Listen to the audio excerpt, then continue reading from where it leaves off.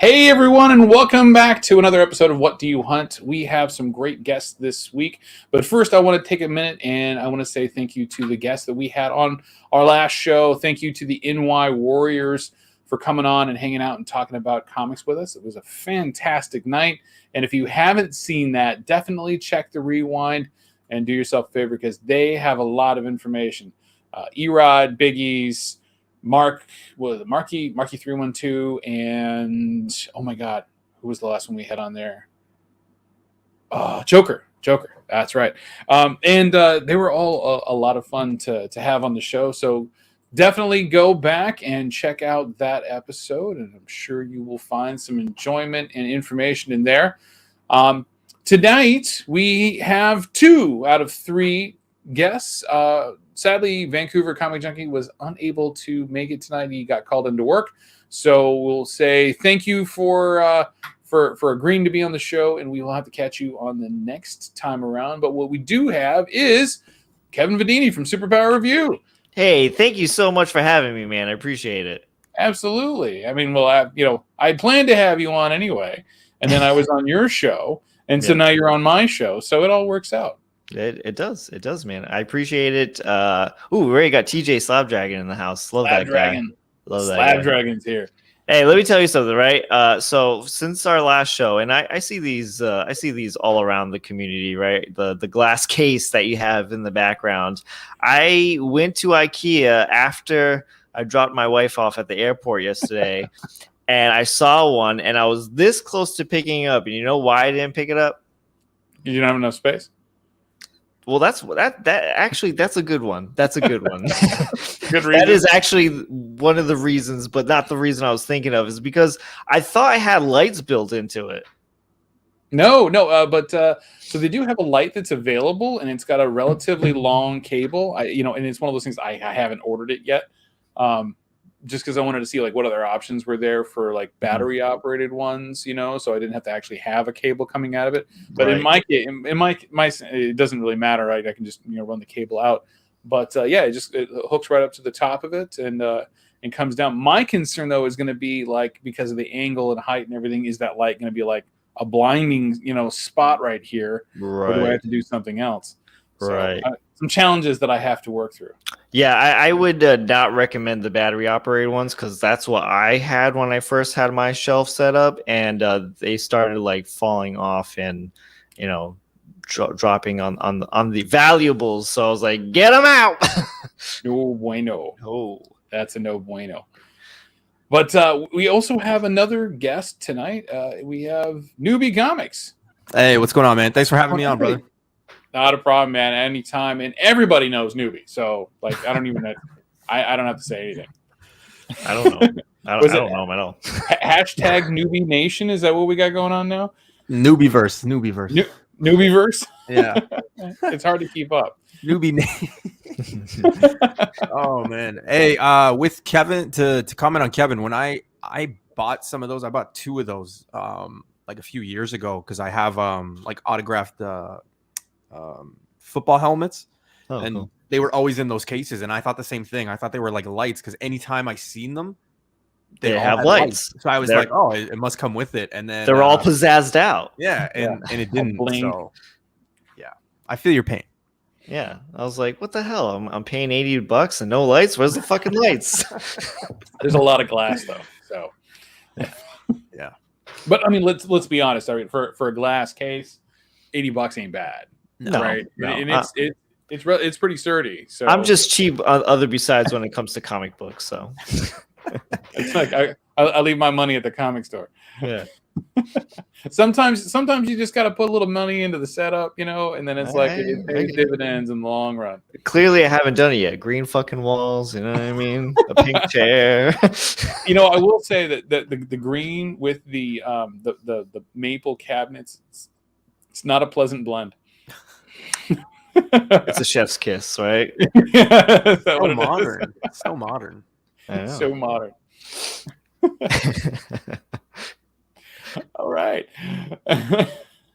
Anyhow, we're going to shout out this chat a little bit. We got TJ Slabdragon Watson. We got Comic Mag Musings. We got Ben Compton in here. I am sure that we'll get Jackson Roy Kirk at some point. because wherever Bill is, Jackson's definitely soon to follow. Alrighty. So, title of the show is "What Do You Hunt?" So let's just jump right back in. Let's just jump into that. So, let's start off with just what kind of books are you guys always on the lookout for? And we'll start with Newbie. Oh my gosh. Thank you. Yeah. I've never been picked first. Well, at least not in a while. So thank you. I just want to thank my parents. No. It's going to be a surprise, but I've been picking up a lot of Star Wars High Republic Adventures stuff, which is funny because I'm not the biggest Star Wars fan. I remember I thought my YouTube career was going to end short when I came out and said, like, hey guys, I'm not into Star Wars. Dude, me too. But it turned into like being this like fun thing, right? So I thing to look for it, or fun thing to not collect Star Wars. No, like if I find anything like worthy, or the problem with Star Wars is a lot of the covers just look the same, right? A person holding a lightsaber. Yeah, right. So I'm just always like, I don't know what I'm looking for. Just like if I were to go through like Green Lantern books, it's like I could have probably passed up a lot of keys, but they all kind of look the same to me. So I just whatever. But a lot of the High Republic stuff I'm picking up because a lot of this stuff is still on the shelves. Like that annual that kind of caught heat like 2 weeks ago. Like there was like 10 on the shelf in one of my LCSs. Like it's just on the shelves. And then I'm always picking up Fantastic Four, man. Like my run between like 200 and like 600 or 200 to 500 is like pretty much almost complete. So I'm pretty happy. That's awesome. It's refreshing to hear that somebody's actually on the lookout for not just the keys, like you're like run collecting, right? And we talked a little bit about that last week, where like those guys, they're older and they did the run collecting for a long time, and like now they're kind of moving it away from it. It's I think it's one of those paradigm shifts. Like the older you get, the less likely you are to keep adding more to the because you're running out of space and you're getting older and you're like, oh, I'm gonna die soon, or eventually I don't want the kids to deal with this crap. Jesus.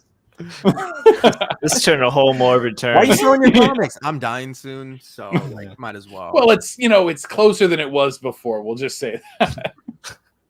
I don't want my kids or my wife selling these like underpriced value. You know what I mean? Like they need to know. What's that? I don't want my wife to sell my stuff for what I told her I bought it for. Yeah. I had like a heartburn like maybe a month ago, and like it was just really like one of those like odd things, and I was like, oh man, it's hurting everywhere. Like I had to lay down. I got off work. I had to lay down, and like the first thing that came to mind, I was like, listen, in the drawer, I have written down the name of the comic and current price, right? And I do. I have all printed out and everything. Christ. I told her, I was like, so just like Google it, and if this is like later, then just just ask. And I always say to her, I'm like, just ask Keon, like a buddy of mine, or like ask a Jay at the shop, like ask one of them, okay? Don't just sell it for like 10-12 cents or $1.25. Like stay away from eBay. I always tell her that, always. So that's fun. Damn. How about you, Kevin? What's your general principal hunt? So pretty much I collect Amazing Spider-Man, and I'm sorry. Don't say Venom. I'm gonna say it's coming. It's coming. Before the show, I was like, man, it's cold in the house. I'm gonna put a sweatshirt on, and I pulled out a Venom sweater. I'm like, you know what? I shouldn't do that. Don't be that guy. No, I collect a lot of Spider-Man. I collect Batman. I mean, I'm really picky when it comes to collecting. Actually, I don't. I feel like there's a lot of collectors who just collect anything and everything, or a lot of the spec buying. I don't spec at all. I just buy again what I enjoy and what I like. So it's the normal Spider-Man, Batman. I collect Spawn, Venom. So anything that's symbiote related for me. I love Swamp Thing, Daredevil. That's pretty much everything that you're going to see in my collection, and X-Men too. So that's pretty much it. Even when it comes to cover buys, like the cover has to be outstandingly amazing for me to keep because I don't have a whole lot of room. So, and again, I'm also picky of what stays in the collection. So if I buy a comic book at the LCS, I read it and, the story's just okay. I'm going to find a way to get rid of that comic book right there. I'm going to sell it, give it away, trade it for something. So I'm really, really, really picky in what stays in the collection. And as of right now, with the comic market change, something's got to give. And I've been saying this a lot on my videos lately that I've been selling a lot of my statues, my action figures, to buy books, because at the end of the day, I really enjoy my comic books more than anything else. The statues and the figures are cool and whatnot, and the original art is cool, but at the end of the day, I enjoy that the most. So that's something that I'm going through right now. Right on. So are you like a run collector as well, or are you just kind of like whatever kind of blows your skirt up? When it comes to runs, I try to just grab trade paperbacks. I mean, I have a couple of runs that I've completed over the years. I'm a huge Todd McFarlane fan, especially when it comes to Spider-Man Todd McFarlane. I haven't even finished that run yet. I still have the assassination plot to get, and I see it at shops, and I'm like, I'm not ready for that yet. But it's there. I could do it, but when I'm ready, I'll buy that. And that happens a lot too. I mean, there's so many books in the collection that I have now that I said years ago, I'm not ready for that. And when the time comes, when I'm ready, I need that now. I need to go get that. But sure. I mean, when it comes, like I said, when it comes to runs, I try just to pick up trades. Again, I'm a huge Swamp Thing fan. I love my Absolute editions that I have. A new one's coming out in March, which is the last one I'm very excited about. So I always just try to keep it with the trade paperbacks when it comes to runs. Right on. Got some new blood in here. Big Lion Cat showing up. Big Lion Cat. BLC. TJ agrees he collects a little bit of everything and even has a Captain Canuck number 1 9.8. So he's definitely playing to the home crowd. And yeah, wow.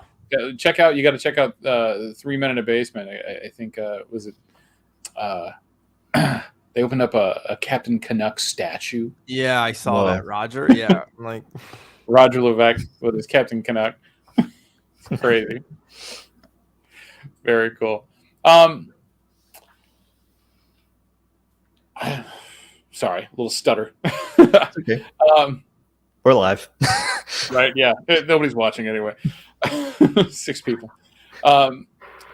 So here's kind of like a point in time question. Did your guys' hunting habits change at all during the pandemic?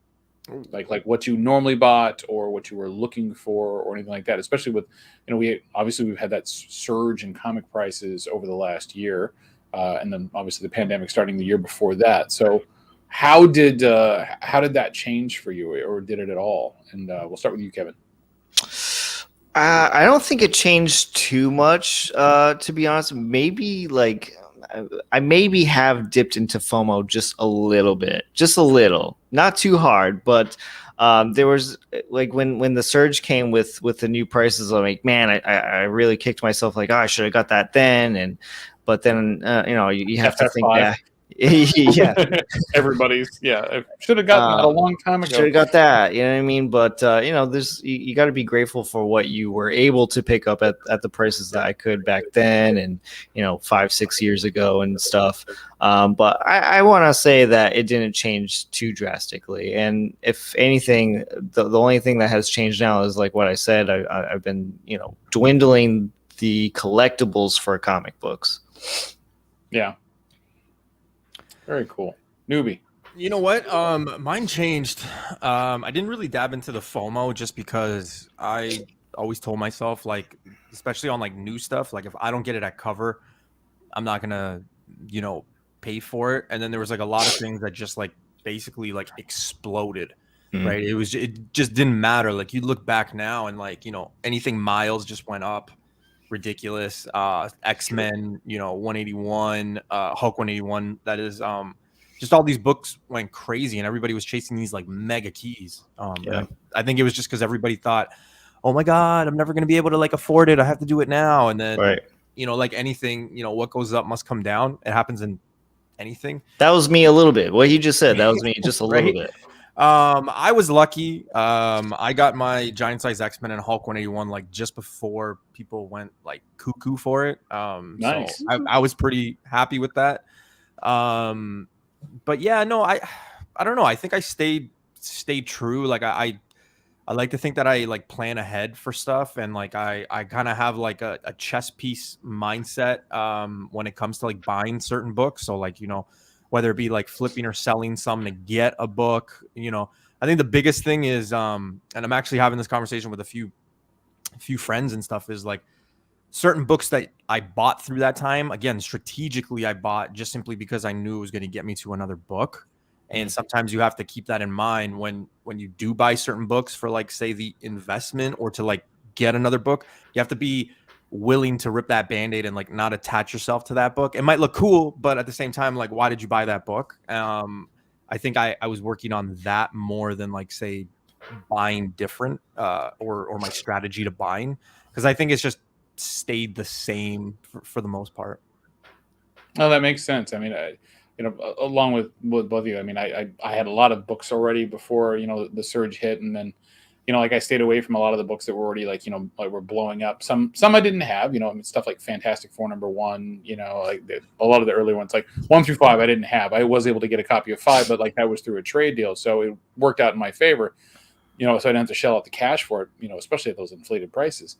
But you know, I did it through equity, you know, so to speak. But like, but I did have that, you know, that like, you know what? Okay, you know what? I'm tired. Like, I don't want to see these books just keep climbing in prices constantly. I'm gonna do what I got to do. I'm gonna, you know, I'm gonna move things around. I'm gonna do some, you know, certain things to make this happen, right? Which is where the Grail run came from. And you know, it was just a list of books that I was like, okay, you know what? I've got this collection I'm selling, and you know, I need to do something with the money, and this seems like a worthwhile effort, you know, instead of just going to shows and just, you know, like flipping the stuff around for like, you know, like some variant or something like that. It's like, let me put the concentrated effort towards putting the proceeds of this into bigger stuff, right? Because, you know, I already made the investment here. Let's see where that, you know, that can lead me. And I've got like a few things kind of working in different fires, so it's a little, it's fun to do.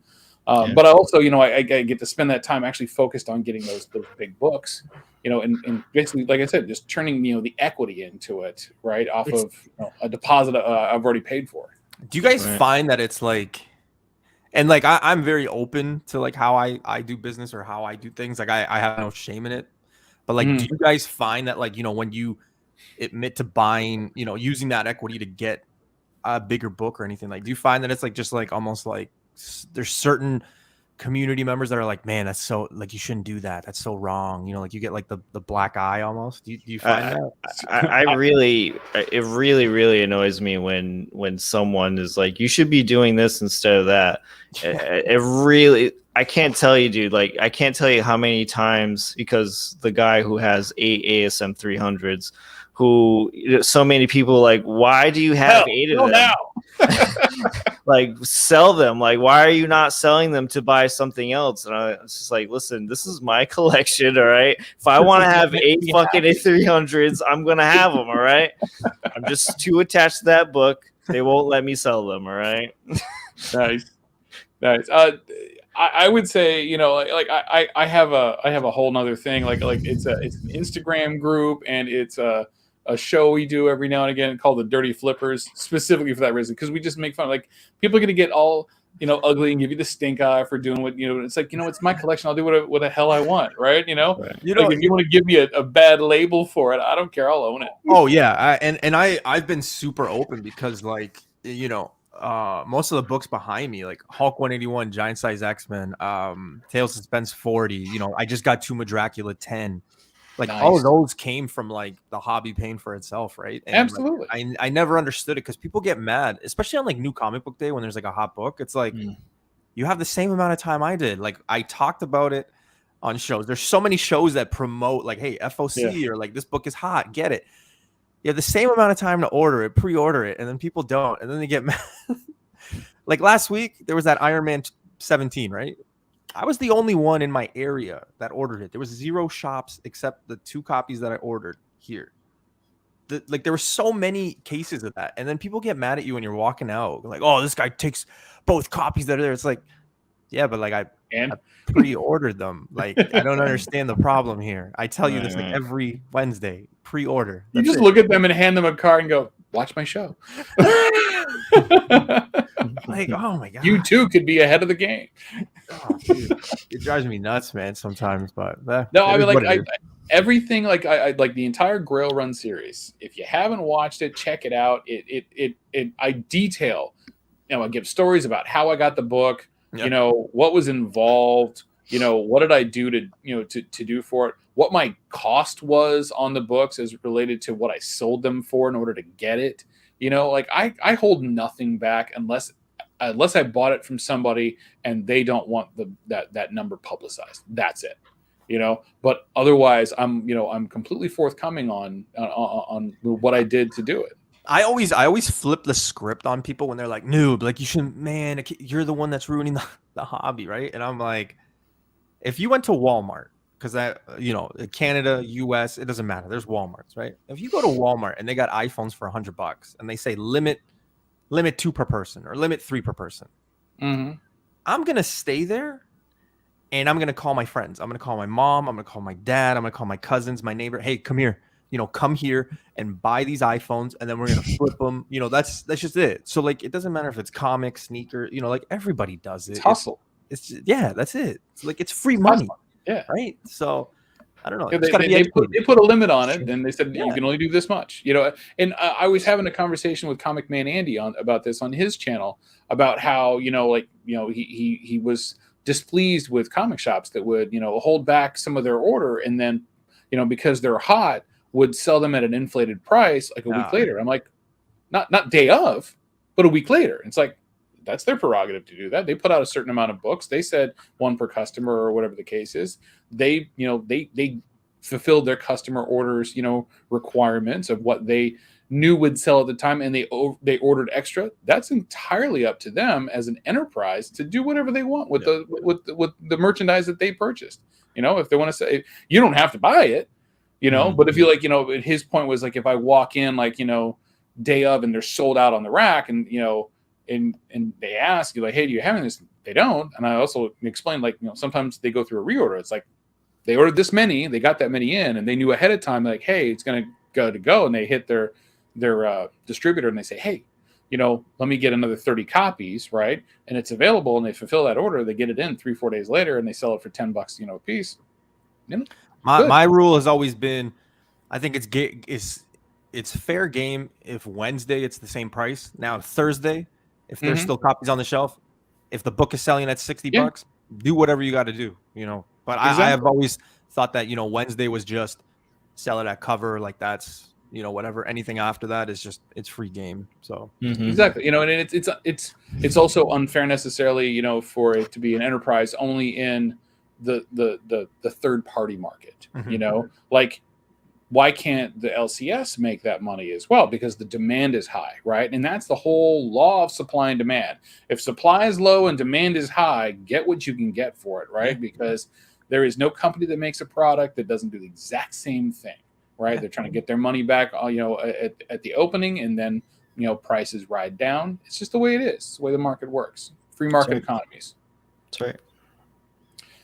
So TJ says some things people do make me cringe, but you got to be you. No one should tell you how to collect. That's right. That being said, ASM 300s is a little excessive. No. And would my collection be considered equity? No, TJ, your collection would be considered an estate. Well said. And for the love of God, please make sure you've got insurance, especially in events of slab avalanches. Make sure slab avalanche is covered under your insurance policy. We don't want you getting hurt and then like not getting anything. Also, TJ, you need to copyright or trademark slab avalanche. That was good. Make sure you pay Jimmy for that. Yeah, slab avalanche and slab avalanche. That's good. Oh, I know. I can definitely tell you I'm not the first person that coined that, but it's always been a fun thing ever since we saw the picture.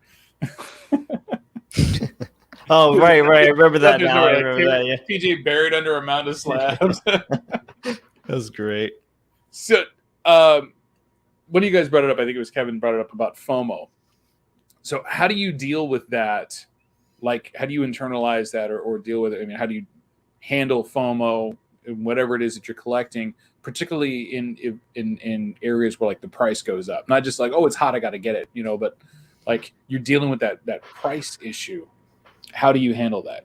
So usually I don't I don't dip into FOMO. I really don't. I just kind of completely avoid it. I ignore it. Like, when there's something happening in the MCU and this character's hot, like I don't buy into it. So the only character that I did get FOMO on was Moon Knight. That's the only character I got FOMO on and that is because again, I'm very picky with what I read and what comes into the collection. And at the time I was debating, trying something new. And I was like, do I want to try Swamp Thing or do I want to try Moon Knight?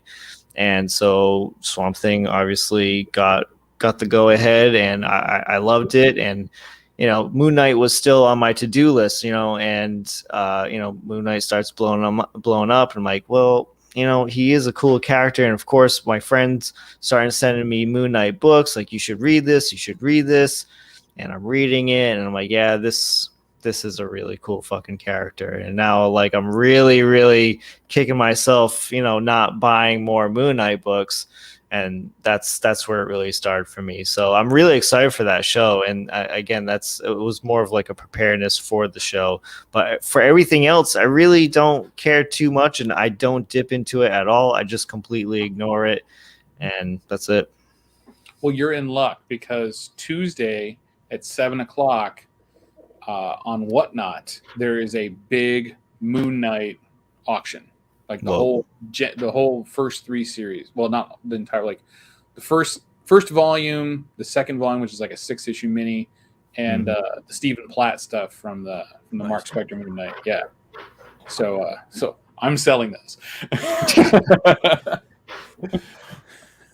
So if you're into Moon Knight, 7:00 Eastern on Whatnot. On your Whatnot? Yeah, my Whatnot, Inferno Comics. I haven't even touched. See, this is like, the whole hot thing. I haven't even touched Whatnot yet, because I don't need a whole other avenue to be spending more money on. It's just like, man, money hole to get sucked into. Yeah, it's like, it's just so much, dude. I mean, I haven't even. I have the app, but I haven't bought anything on Shortbox yet. Haven't downloaded Whatnot yet. It's just like, man, it's just too much, dude. I can't be looking at all these fucking apps and these websites to be spending more money. You're selling off all those other collectibles, the money's got to go somewhere, and your LCS isn't going to have everything. This is true. It's true. And I mean, $1 starts for 1-minute auctions on Whatnot. Yeah, it's a good place to get some decent stuff. I got from Nemesis Prime. I got a Swamp Thing 7 in really nice shape. Off of there for a really good price. I love that book. That's one of my favorite books. Swamp Thing meets Batman. Yeah. I just recently got that one graded off of a huge. I mean, I did a video. It's been a while already, but I was just on Facebook, and I've been trying to do this a little bit more ever since I got my feet wet. But I bought a huge Swamp Thing slab collection. They were all nice and minty, and I picked the ones that I wanted to keep, which was only one. I flipped the books and made a profit on it, and the one was just an upgrade to one you already had, which was fun. Right? Yeah, a little bit of an upgrade, just page quality, but I mean, that's true. Still helps. Yeah, TJ, we know, right? Damn, he's killing us, right? Damn, TJ. Comic.dude says, "Let's be real. FOMO gets a hold of everyone once in a while." Once in a while, whether one admits to it or not. Yeah, I can see that. Yeah, it got me again. So, like, Moon Knight was the only time where I was like, oh shit, like I gotta play catch up here. But other than that, I don't agree. I'm just like, I don't care about anything. That's just not for me. Hit us with your side of that, Newbie.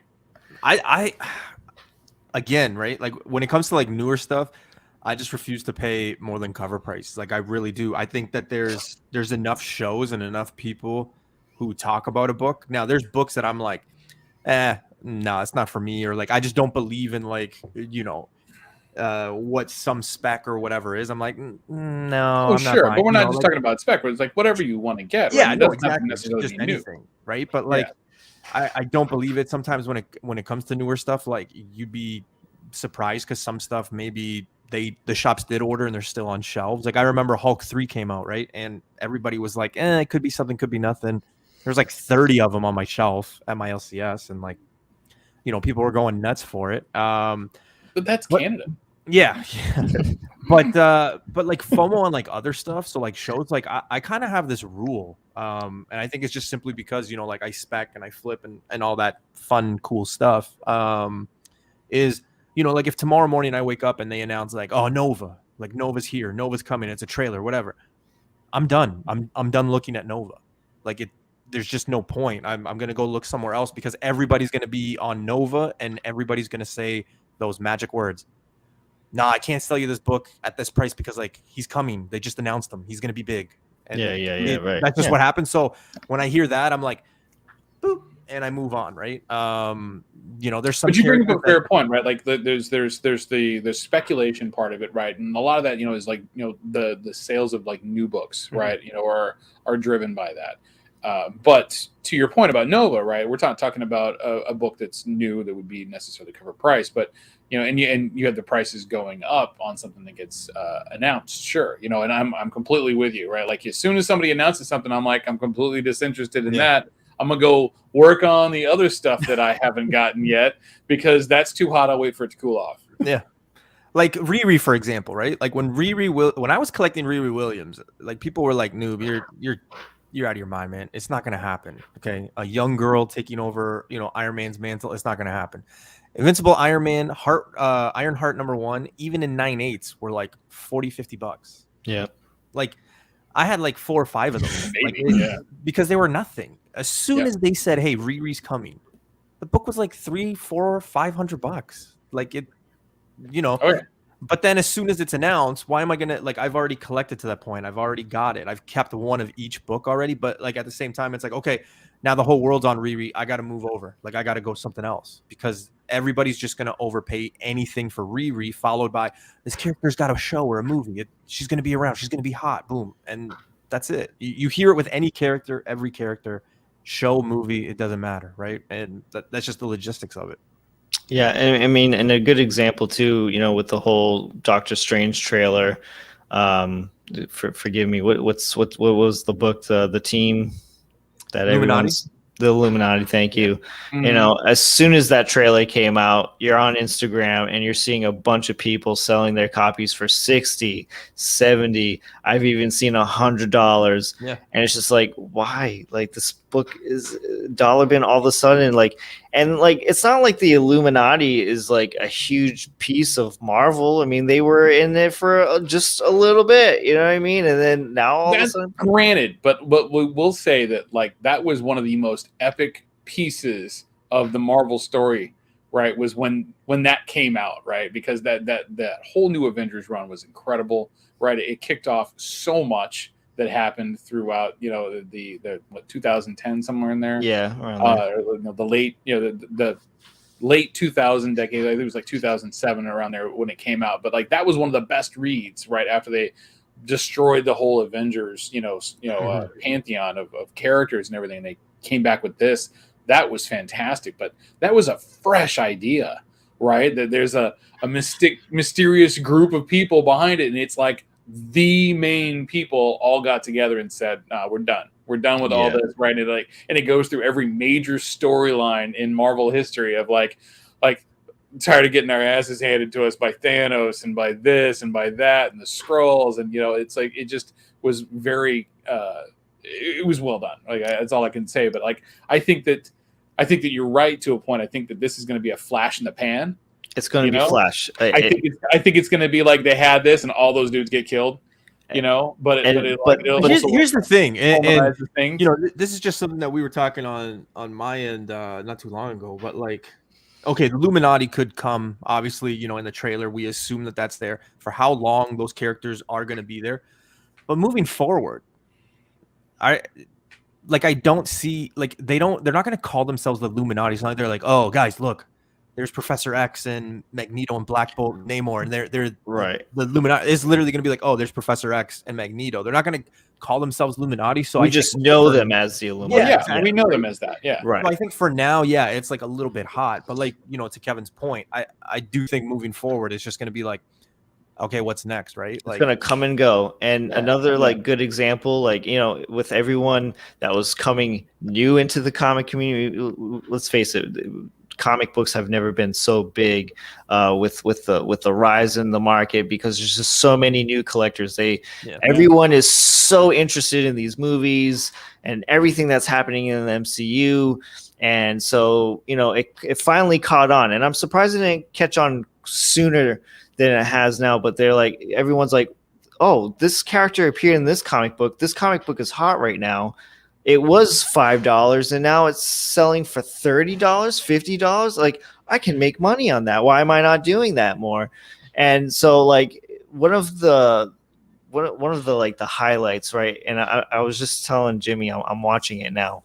I'm watching WandaVision for the first time, and I will never forget everybody who was specking so hard on Omega Red.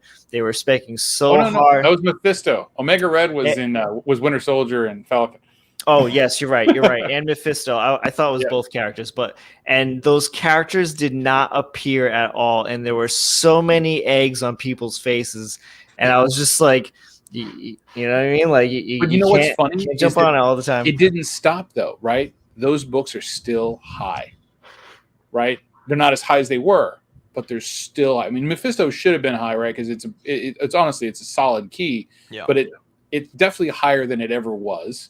You still think they're high though? Oh yeah, no. I mean, in comparison, because let's be honest, anything from that '90s X-Men run is 50 cents, right? In the fact that it's the first Omega Red, who's a character that's like a nobody, really. Yeah. I mean, you know, he shows up every now and again just to kind of, just to ruin Wolverine's day.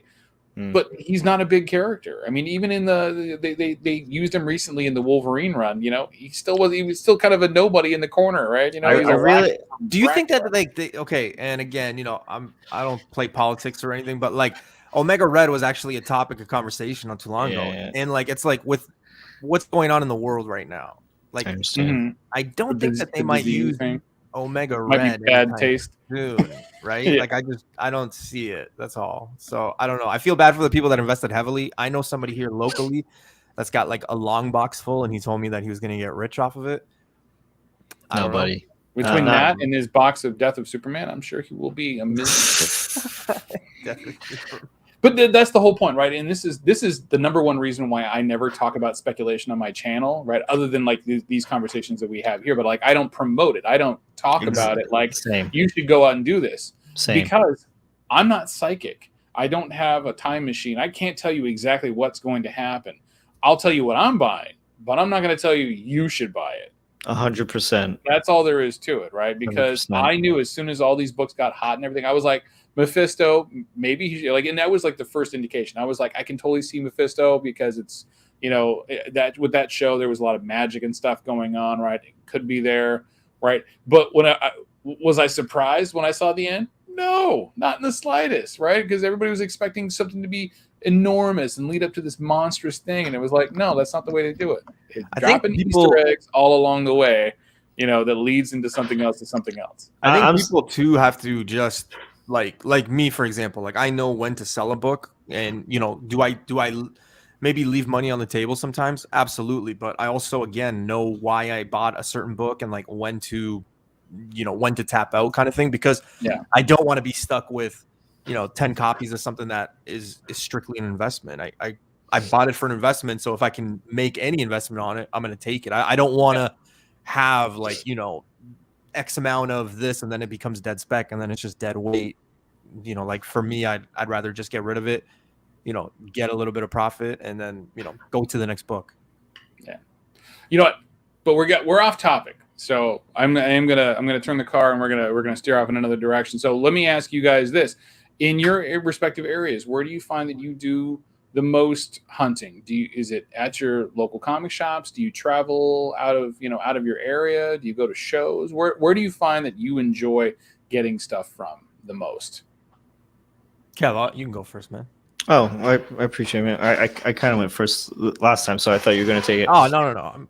I'm a gentleman. So gentlemanly.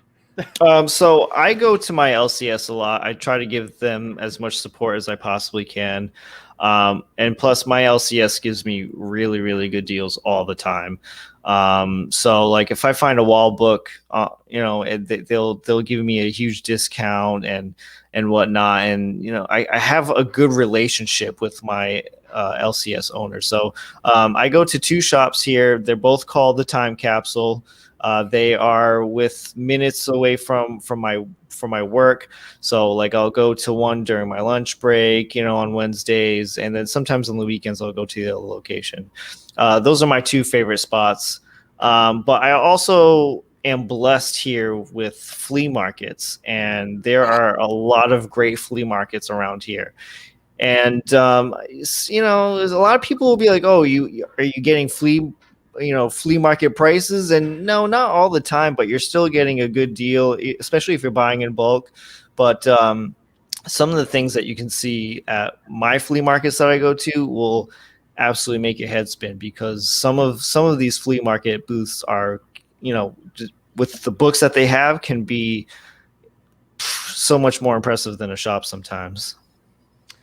Man, that's great. My answer is exactly like yours. I have the luxury of having this like big warehouse close to me, but I in the past probably like 6 to 8 months have just fallen in love with flea markets, antique shops, antique stores, just flea market or antique malls, like all of that, because you never know what you're gonna find. I've found in the last couple months I've been finding like a lot of like decent stuff and a lot of things that people are looking for, and just some cool stuff too, like things that I didn't think you could find in the wild. And I love it, man. I love just like going down somewhere and like finding all these long boxes and being like, okay, I'm gonna be here for a bit. Like it's exciting. I don't know. I like the hunt. So yeah.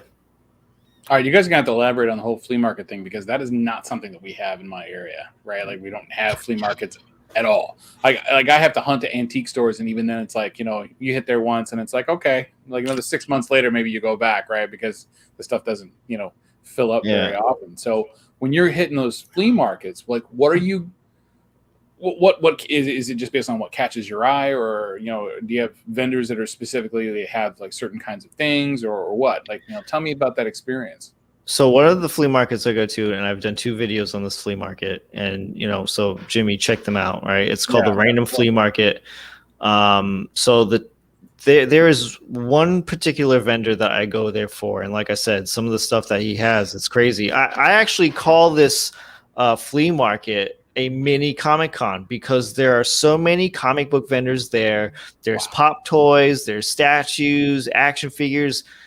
It's nerdtastic. It really is. And so that's why I call it like a mini Comic-Con. And so one of the vendors I go to, he's really cool, and he has just a wall of keys, and he's got long boxes of books. So he always gives me a really, really good deal. And so when I go to a flea market, it's just whatever I can find that's going to be absolutely amazing to me or fun to me. So I haven't been there since the spring or summer. I try not to go to flea markets in the wintertime, because who does that? I don't know. I don't. It's cold. It's freezing. No, they are. They're open year round. No, I mean like open. Like well, yeah. Should be enclosed during the wintertime. It is enclosed. Yeah, it's. Well, I guess it depends on where you live. I think we're all up in the north, so. But the last time I went there, I got a really fantastic deal on a X-Men #1 with the Jim Lee cover with Magneto, and it was signed in a 9.8. And I was like, man, I've been looking for that book forever, and it was there, and so I picked it up. So like that's why I love that flea market, man. So it's just like, when I go to an LCS, I have more or less of an idea of what I'm looking for. When I'm going to a flea market, I'm looking for something that's just going to be like, wow, I can't believe that's here. Yeah. Right on. How about you, Newbie? Yeah, I'm just going to piggyback off of Kevin there. Yeah, like when you go to a flea market, you just don't know what to expect, and I think that that's like the beauty of it, because sometimes like there's comics mixed in with like magazines, or there's just some random comics on like a shelf from this lady selling a table or something, and you find it and you're like, whoa, what is this? I know I found some gold. I found like Daredevil 168. I found Carnage book, like just like I found a lot of gems in a lot of these places, and like most of the time they're not really priced too high. I mean, obviously some are, some aren't, but you have to consider the market. Yeah, it's just the whole, it's kind of like a treasure hunt when I go to these places, and it's just really fun, especially like I said, when you come to like these booths that are like, they've got like 10 long boxes and then like so much shit on top of it, and you got to like move it, and you're like going through books, and it's just, it makes you value the book at the end of the day, a little bit more too. I bought my Daredevil #1 from that flea market. Wow, that's right. It was a relatively weathered copy, but it was still, it's still a Daredevil #1. Exactly. Yeah, it's a 1.0, but I got it for a fantastic price. Damn.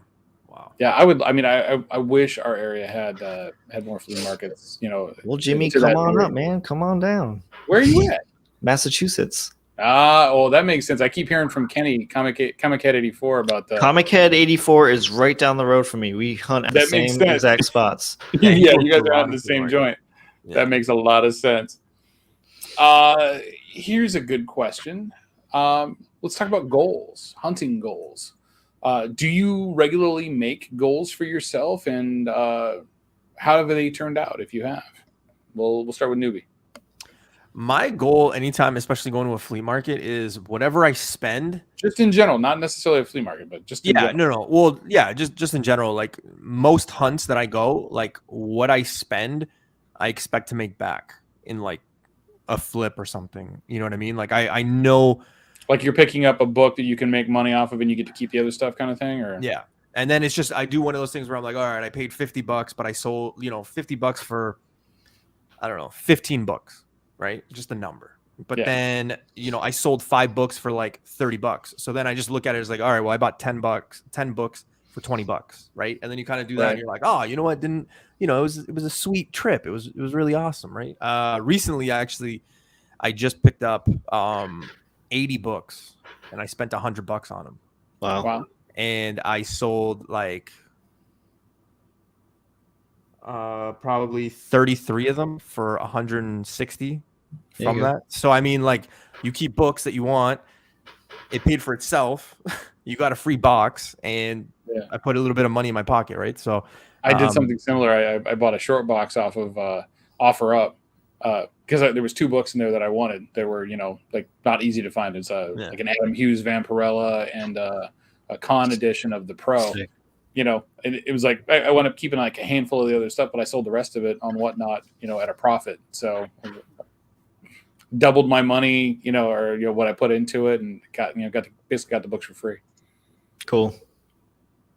How about you, Kevin? I mean, in terms of goals, like not necessarily the way that Newbie was talking, but like in goals in general. Like, do you like plan out like, oh, my year, like I want to get these books this year or something like that? Yeah, I tried to like make a goal with yearly books. So the big goal for this year is a GSX1. The book is cooling down, and I feel like it's almost time to get one really soon. Yeah. So that is the big grail for the year. So like I have a list on my phone, and like I try to look at the books that I want to get for the year, and but I just try not to clutter the collection. I try not to overwhelm myself with the goals that I put in place. Right now I've been doing a whole lot of upgrading to the collection, and I gotta tell you, that's been feeling amazing lately, because the books that I'm upgrading, I'm selling them, I'm making a profit on them from when I bought them, and using that money toward the upgrade. And if I were to buy those the upgrades that I have now, if you put it into perspective, I'm not spending too much money from back then, if that makes sense. No, I hear you. Yeah. So But the upgrading has been feeling really, really great. And I'm just at a point right now. So I've been back into collecting for 6 years now. I've been a huge comic book fan like almost all my life, but seriously getting into collecting about 6 years. And like I'm at a point where I'm feeling like my collection is peaking to where I want it to be, and that's been feeling really great. Excellent. So have you always set goals, or is this like a relatively new thing? Or I've always tried to set goals. Like, I would at least try to pick 10 comic books that I'm looking for that year. Like right now, I just have a list on my phone saved, and I'll pick out the ones that I really want to strike off right now. There are some that I hardly find. So if I were to find that would be like priority number one. I hear you. I think with like goals for like the year, sometimes it's hard though, right? Like we all do, like those like wish list books, right? Like and I've done it. Every year I like do the whole social media, like, all right, these are the books I'm looking for. But I also like I obviously, like my big book is Tales of Suspense 39. I really want it. I need to get it before it just skyrockets. But sometimes, and you guys, maybe this has happened to you guys, but like sometimes some other books present themselves with the opportunity, right? Like I opportunity buys come up all the time. Yeah, like honestly, I didn't expect to buy Tomb of Dracula 10. I didn't expect to buy Daredevil 168, but the opportunity presented themselves very affordable, well under face market, and I was just like, all right, I can't pass this up. Like this is an opportunity. So sometimes I do that because like it's funny because I've shown like some of my buddies, I'm like, oh, I got this. And they're like, that's not even on your wish list. And I'm like, I know, but like I got it at this price, I couldn't pass it up, right? So, yeah. Well, I got that first Metal Men that I showed on Instagram, in a 5.0, right? Which for that early of a book, it was like early showcase. I can't remember the number off the top of my head, but yeah, like it was just, I happened to be at a store doing another deal, but I was able to trade some, it's like some modern slabs for like I traded like a oh god, what is it? New Agents of Atlas, War of the Realms, New Agents of Atlas #1, and like another, just another modern book that I had with me, that like I had no attachment to, and I got a great old, key. So, but I don't want to end up like TJ here, where he's got enough money left to buy English muffins, peanut butter, coffee, and whiskey because he bought too much stuff. Oh, TJ. And the squirrel moment, the squirrel stuff is real. It really is, because it comes up all the time for me. I walked into a store and I was like, I did a video and it's going to come out next week, but like I dropped $400 on, a stack of keys, like First Gambit, First Cable, First Century, and like a stack of other like smaller things. Like two of them were like, I got like the two of the Illuminati keys, for like $3 each. Put them up on eBay. Got them, sold them for 20 each. It's making money back towards that 400. But I mean, those other the rest of those most of those books were bought just to sell. Slab and sell. Like they're in the press queue right now. To go through and get shipped out. So they'll eventually make dividends back towards the other things that I want. Like I did a breakdown on it. It's like, taking out the stuff that that I'm keeping out of this, right, which was obviously just still dirt cheap. A $400 deposit on stuff that's going to give me a return in the ballpark of, in excess of $2,000. It's a no-brainer. When that stuff's graded and it sells again, at current market prices. Yeah, I'm not worried at all. But you have to make those investments sometimes, right, in order to get the money. You got to spend money to make money, and I'm still hard charging towards those grails. So, and that's something that I'm trying to do more of. Like I said, I dipped my toe a little bit into it when I found those Swamp Thing slabs, and that's something that I really want to do more of. Even though I really really, really hate selling shit. I hate selling stuff. I do. It's not just because I want to keep everything. It's just that I hate dealing with the people. You know what I mean? Like, is this available? Yes, it I is. love comics. I don't like people. I just hate dealing with the selling bull crap and the low ball offers. Like, Hey, I know it's $2,000, but like, would you take $400? Dude, my favorite comment all the time. What's the lowest you'll take for this? You will never know. So for right now, like, one of my goals, like I said, was upgrading. I have a Web of Spider-Man 32 and a 9.6, and someone on Instagram is selling their 9.8, and I'm like, you know what? Let's upgrade it. Why not? We can do that. So I put it up for sale, and then I think the person like offered like $70 less than I was asking, and he's like, "Would this take it?" And I'm like, "No, it will not take it." It just bugs the shit out of me. But yeah, I would like to try to buy more stuff. I scour Facebook Marketplace for like good deals, but that's the thing about the internet. Everybody knows what everything is worth these days. So I feel like it's kind of harder for me to try to get ahead with it.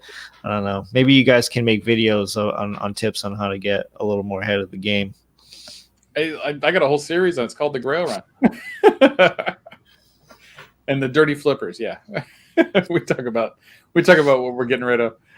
But I hear you, and it's not always easy to let books go, especially if you have some kind of personal attachment to it. And I have struggled with decisions with this, like, because like some of the books I'm going after, it's like I've run out of inventory, right? But then there's an opportunity to get it for the right price or for a significantly less than market value, and I'm just like, all right. Do I have another copy? Is it something I feel okay letting go? Are they plentiful in the marketplace? I can go get another one anytime, like things like that. But of course, what everybody wants to buy these days is keys. So like, you got to get the keys in, you got to get the keys out, you got to do what you got to do. So it does make it tough. It makes those decisions really difficult. In terms of like what you sell. Like I've got a Young Avengers #1 and a 9.8. Right, that book peaked, and I don't think that book is anywhere near where it's going to be right now. And it was selling for $1,000 when they first showed Kate Bishop. It's come down a little bit, not a lot, but it's like down around $900 now. I haven't sold it yet, to put towards this other book, but I'm still like, do I want to sell it? I mean, is it necessary? But to get what I need to get, because there's less of them out there and the prices are higher. Like, you got to make those decisions to go, yeah, I'll cut it loose and I'll go find another one. Yeah, I totally agree. Yeah, I mean, so like the whole control for me, I don't think is a problem, because like honestly, I mean, I'm not good with like Fantastic Four numbers issues. So what's the first one of Galactus?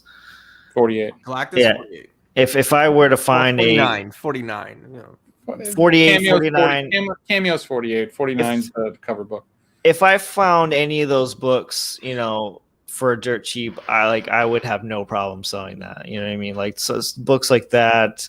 I mean, if First Appearance of Mephisto, if I found that book for really cheap, like, I'd be like, get rid of it. Like, I'm going to use that for something else. You know what I mean? But like those Swamp Thing books, like, I had no problem, selling those, because I already had them run in a really great grade. I don't feel like that they were just going to take too much space for in the slab room. And if there were some that were in a higher grade for me, like in the 9.4 range, I definitely would have kept some of them. But I already have the ones that I feel like are worthy being slabbed. That's why it was like so easy to sell them. Yeah, I mean, I love that Writes and Run. I've got the whole thing raw. I've got a couple extra copies of like ones that are like the Keys, the first Abbey Arcane, stuff like that. But like I've got the one graded, and I've got the House of Secrets 92. Like those are the only ones I feel like really need graded. Maybe I'll grade the Abbey, but I don't know. It doesn't seem like too big a key to do. But then, like, I could have it graded, and I could have it sitting off on the side, and like they do something new with Swamp Thing, and it becomes a big book again. And it's like, sold. I would love it if they did the show again. If they did some, the show was so good. I enjoyed it. It was really good. Yeah. TJ brings up a good point. He says, I like it on eBay where the sellers send offers on things I'm watching. Just happened with an Avengers 94 that I was going to buy at full price anyway. So, right Don't on. you guys miss? Man, I think it was like maybe 3 years ago, maybe. But remember when like eBay used to send you like coupons where you could buy pretty much anything? Like, here's a 15% coupon on everything. Go use it, dude. Or on categories specifically. Yeah, I now it's just miss those. electronics or something. It's Oh, I'm less than pleased with eBay right now. As a matter of fact, I have to call them up and try to find a real person to talk to, because for some reason I went from paying $20-something a year for a store to $20 a month for a store. And I tried to cancel it, and they were like, "Oh, it's going to cost you $75 in fees for breaking your contract." And I was like, "I didn't sign no contract for monthly. Like, I don't even list that many books." Like, I was trying to go down to like the $5 a month version, and they hit me with that penalty, and I'm like, "Oh, I don't think so." I haven't sold anything on eBay in years. I mean, the fees got too crazy, and I was just like, up there, yeah. The last straw was I sold a slabbed book. It was an older case, an older label, and the person reported me as fraud. And dude, I was like, I am so done with eBay. Like, I can't stand. And like I said to begin with, I can't stand selling stuff. I can't stand the people, the mindset. You know what I mean? Definitely try it. Short box, right? Like that whole layer of dealing with the customer is completely like extrapolated. Right? Yeah. You know, just list it, they sell it, you ship it. That's it. Yeah. And I've sold more recently on Shortbox than I ever have on eBay. Yeah, see, there you go. It's working. Yeah. Definitely working out for me. All right, we are at the hour mark, gentlemen, and let's kind of wind this down. I want to give you guys an opportunity for any last words or any questions you have for each other or me. Or if not, then we can. You guys can talk about what you've got going on your channels. Kev, go ahead, man. Thanks, man. So I am Kevin from Superpower Review. I have a Saturday live stream show. We had Jimmy on. What's That Comic Book? It's a fun live stream show. It's every week on Saturdays. I just pretty much hang out with the people from the community. We spend an hour randomly playing comic books from our collections, and we try to give as much information on them. It's really, really fun and informative as well. I try to post at least 3 videos a week. Unfortunately, this week I haven't been able to post anything because I've just been so slammed at work, but I do have a lot of content coming out soon. I'm going to be reacting to comic books that are horribly signed. I also have a huge giveaway coming up soon where I'm going to be giving away an ASM 361 that was donated by my friend Kareem. And we also have a bunch of Batman books that was donated by my friend Sector 2815. So a huge comic book giveaway coming. Oh, and we also have 2 comic book cases donated by Gator Guard, so that's going to be part of the giveaway too. So any love and support that you show to the channel is greatly appreciated and goes a long way. Wow, that is a lot. Yeah, absolutely. How about you, Newbie? What you got going on? Sundays and Tuesdays, 9:35 p.m. Eastern time. We talk everything flipping spec, hottest comics, new comic book day, movies, things like that. 3,000 subscriber giveaways coming. I think it's like 230 away from 3K. So I'm trying to get there before May, because that'll be like the 2-year mark for me. So yeah, a lot of fun things. We just had Ryan from Automatic Comics come. Chris, Vancouver Comic Junkie, is always in there. I'm going to have my guy Swaggle House, Mr. Mickey's going to be on there next week. Mr. Keep It Thorough is going to be on there in about 2 weeks with me. So yeah, man, just growing, new conversations, new spec, new convos, new comics. It's all a good time. Very cool. Very cool. Definitely have to check that out. I like some of those. I definitely follow all those guys that you mentioned, and again, appreciate the new ones that you dropped in the Instagram chat today. I'm definitely going to check those guys out. As for me, I have content dropping 3 times a week, Tuesdays, Wednesdays, and Saturdays, as well as the live shows on Thursdays. Next week, we have the Pressable Defects right here on What Do You Hunt? So we'll have all 3 of the Pressable Defects gentlemen on here. That'll be a good fun time. And after the week after that will be Cocktails and Comics St. Patty's Day edition, and that ought to be a lot of fun and probably full of debauchery as well, because the Whiskey Crew has got to show up. So that's always always a good time when the whiskey guys come out. So stay tuned for that, and thank you again, gentlemen, for coming on to the show tonight. Thank you for having me. Good time. I very much enjoy finding out what the rest of my friends in the community are hunting after and how they go about it, and hopefully all of the viewers enjoyed it as well. So with that, we will end, and I will say thank you and good night.